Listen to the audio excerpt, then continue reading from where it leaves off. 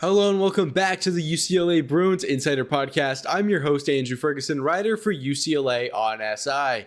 Today we're going to be breaking down the three players who will be for sure staying with UCLA, who have re-signed and are ready to go next season. But before we get started, I want to thank everyone right now who's listening, Apple Music, Spotify, or even YouTube. It all means a lot to me, and I cannot thank you enough. But without further ado, let's get right into it.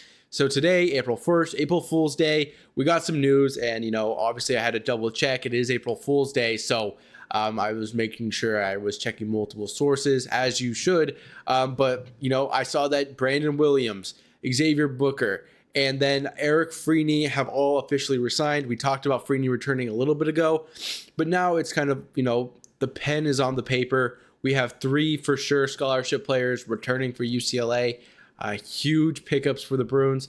And not to mention, we also have Joe Philon, four-star recruit, and then Javonte Floyd also joining UCLA next season. So again, the pieces are coming together for what UCLA could look like next season. Obviously, the transfer portal hasn't officially opened, so we're going to see more players definitely come in. Also, it is also important to note that we did not get, any word on what Trent Perry or Eric Daly Jr. have to say about, their status for UCLA. Odds are, I feel like they do stay, but as, the days go on and on and on, it could get a little concerning when kind of evaluating, is there really a shot for UCLA here? Maybe they're waiting for the Final Four to end and then try to get in on one of those teams. Things like that definitely run through your head when it is taking this long for, two of UCLA's best players as of now to make a decision on their future. And it is a little concerning, but once we hear that they, resigned, maybe they resigned after I post this, you never know. But again, it's just taking a very long time and it's definitely going to get people very restless. But again, like I said, if you're Trent Perry and Eric Daly Jr., you should have no trouble finding that next team. Obviously, Daly Jr., he was a transfer from, I believe, Oklahoma State, and he found UCLA rather easily.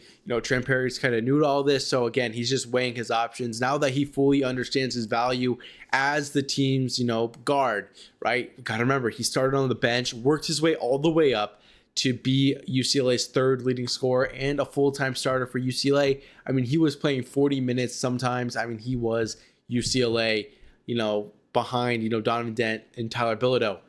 This is his team now, and I hope Perry recognizes this and realizes that he holds the keys to UCLA's future because, I mentioned in a previous episode how important, keeping these three players are. Obviously we got Booker, so I'm going to mark him off. We got him. But, Trent Perry and Eric Daly Jr., keeping them is so important, not only for next season's success, but for the future of UCLA basketball. I feel like we get 2 years out of Trent Perry. I think Daly Jr. is going to be a senior next season. So again, time's running out on both of them.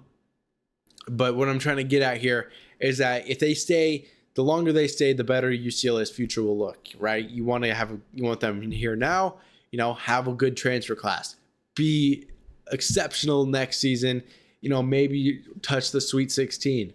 That's where UCLA needs to be next year. And if they can get that appearance to the Sweet 16 or above, right, that is going to bring in more and more people over time. But again, if UCLA loses these players and the Bruins just fall flat, it's definitely going to look a lot more ugly for UCLA than it should, obviously. But to just, obviously it's still pending. We don't know exactly what's going to happen yet. But I think it's time to actually talk about the players who we know are returning for UCLA. First off, Xavier Booker. Like I said, he was a part of that core that I kind of identified, the three players that I wanted. And he's back. He's resigned. And I think this is, again, just a huge bonus for the Bruins. I mean, although he didn't get the most playing time last season, he was a starter. Sometimes he would be benched because of his defensive efforts. Just things like that kind of limited his playing time. But, what we saw at the end of the season was a different Xavier Booker. He looked way better on defense. Think the game against UCF where he had 4 blocks inside the paint. I think he also had double-digit points, if I'm not mistaken. I know he was scoring at a very high rate, and he's going to continue to build on that. And again, just a huge, bonus for the Bruins. A 6'11" power forward is going to help UCLA accomplish great things. Do I think he'll be a center for UCLA next season? I don't really plan on it. I don't really think, that's what UCLA wants to do. I think what the Bruins want to do is either pull in a center from, the transfer portal. I've named a few. Andrew McKeever, for example, he grew up in California. He's like 7'3", great center out of St. Mary's. That's a player who I feel like could be UCLA center.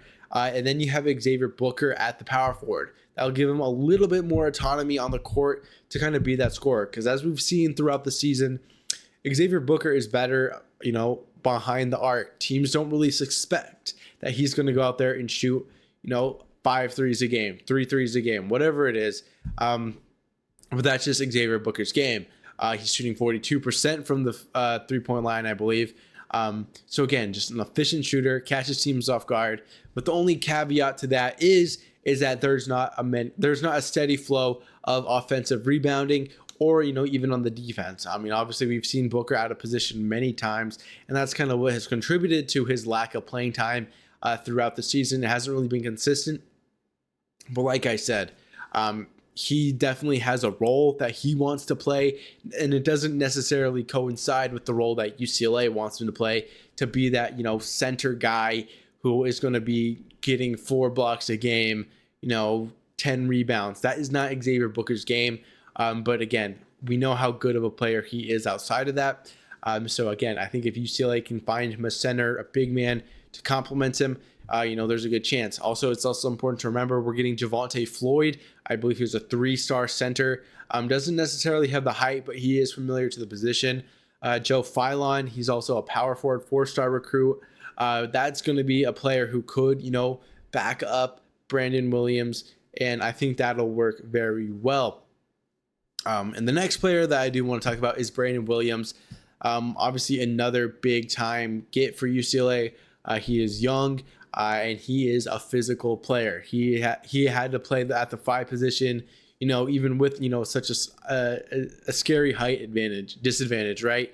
I think he's like 6'8", definitely on the shorter side of, forwards, much less centers, right? I mean, there was times where he just looked so small, but he was still making a decent impact. And that's what I like about Brandon Williams. He's not afraid of contact.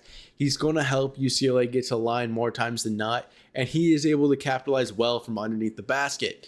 But again, we're going to see a role, evolution, I feel like, next season. He is listed as a guard. So again, I don't think that's where Mick Cronin will play him. I think he's going to be that defensive anchor for UCLA next season. I'm going to bet he's going to be at the small forward position next year behind Eric Daly Jr. And then maybe after him, maybe a Joe Philon or, obviously Xavier Booker. He might be a power forward for UCLA for Brandon Williams. Brandon Williams could back up, Xavier Booker, kind of how like this season kind of, mixed down, right? I mean, Steven Jamerson was supposed to be that guy for Booker, but then Brandon Williams just proved that he is just much better under the basket and around the paint. So again, huge pickup for UCLA. I'm glad he's back in the building. It's definitely going to give UCLA more depth, and depth has been one of the bigger themes that UCLA has to address this offseason. So I think UCLA has really got it going on.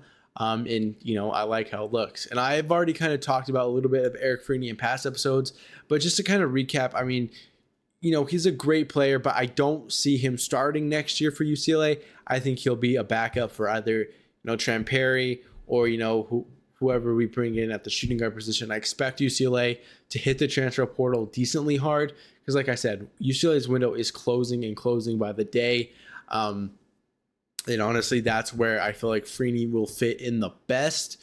I honestly predict that, what we could see next season could be similar to what we saw this season. And the reason I say that is because, again, we are going to be bringing in, impactful players at impactful positions, right?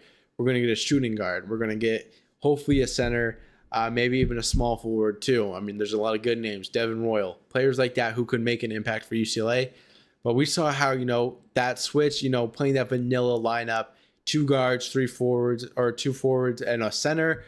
We saw how that can affect how well UCLA is. Mick Cronin likes to play small ball. So again, how it kind of compares to this season, we saw Trent Perry kind of sneak into the lineup, and he was able to take that third spot for UCLA. And then they were just running that 3-guard look to finish off the season. And I feel like that could happen with Eric Freeney very easily if he can improve. I think he is next year's Trent Perry. If that kind of makes sense. I think he's going to be able to develop well by the end of the season. And honestly, that is exactly what I'm looking forward to when I watch Bruins basketball next season. But that's kind of all I have. I mean, for today, just a lot of good players for UCLA coming back. Obviously, still waiting to hear from Trent Perry and Eric Daly Jr. when they officially announce their return. I will make an episode on that, no doubt about it. It's going to be a great, interesting. But like I said, there's a lot of factors that go into kind of crafting these lineups. And it's going to be definitely interesting to see how UCLA will change as the offseason progresses. So I just want to say thank you very much again for watching. I'm your host, Andrew Ferguson, and as always, fours up and have a good day.